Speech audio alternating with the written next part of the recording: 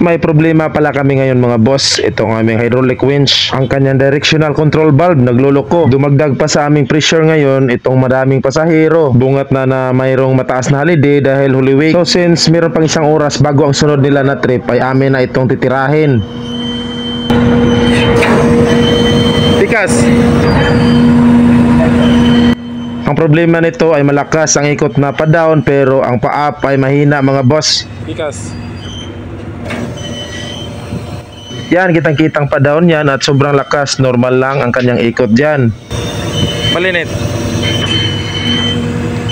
At ito naman yung ikot ng ating pa-up mga boss. So yan, parang inday-inday lang. Galawang minimum wage.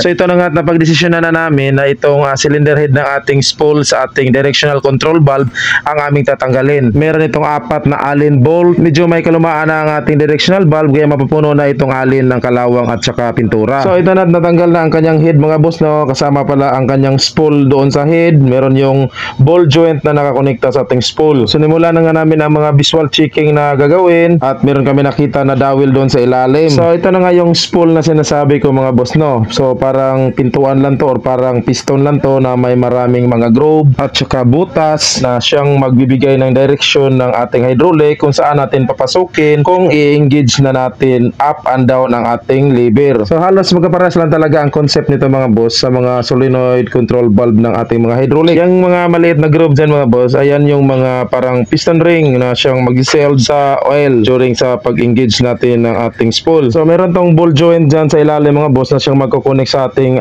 lever. Ang tanging napapansin namin na problema ito mga boss, so meron siyang tama, yan oh. So meron siyang parang tama dito at dito naman sa kabila na slot niya ay wala namang tama. So dito kami nagdududa baka ito yung dahilan pagka nagkaroon siya ng mga debris or dumi dyan na siyang dahilan ng pagka-stack up niya. Kung makikita nyo, meron niyang lagayan ng mga o-ring mga boss, dalawang maliit at saka isang malaki. So ito yung mga o-ring na yon, oh. So sa time na magbabaklas kayo ng ganito, dapat papalitan nyo na rin ang mga o-ring na to prevent internal leaking. Kaning dawila boss.